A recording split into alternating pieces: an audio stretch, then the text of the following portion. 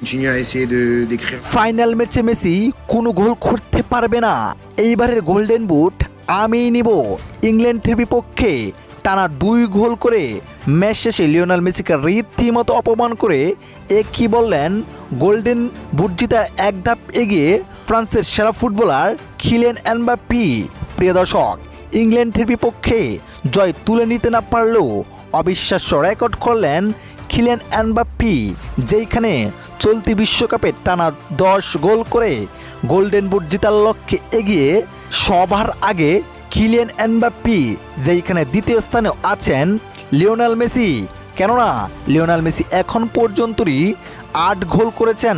অন্যদিকে ইংল্যান্ডের বিপক্ষে আজকের ম্যাচে টানা 2 গোল করে 10 গোল করেছেন কিলিয়ান এমবাপ্পে। যদি লিওনেল মেসি গোল্ডেন বুট জিততে হয় তাহলে ফাইনাল ম্যাচে স্পেনের বিপক্ষে অন্তত 3 গোল করতে হবে এই ফুটবলারের। যদি কোনো গোল করতে না পারে গোল্ডেন বুট নিতে পারবেন না তিনি। গোল্ডেন বুট নিয়ে নেবেন কিলিয়ান এমবাপ্পে। এইদিকে ইংল্যান্ডের বিপক্ষে টানা 2 গোল করে গোল্ডেন বুটে সবার আগে এগিয়ে থেকে কিলিয়ান এমবাপ্পে বলেন, এইবারের গোল্ডেন বুট আমি নিব। বিশ্বকাপ আমরা না নিতে পারলেও আমি অন্তত গোল্ডেন বুটটি নিয়ে নিজেকে সান্ত্বনা দেব। লিওনেল মেসি ফাইনাল ম্যাচে স্পেনের বিপক্ষে কোনো গোল করতে পারবে না, এটি আমি 100% বলে দিতে পারি।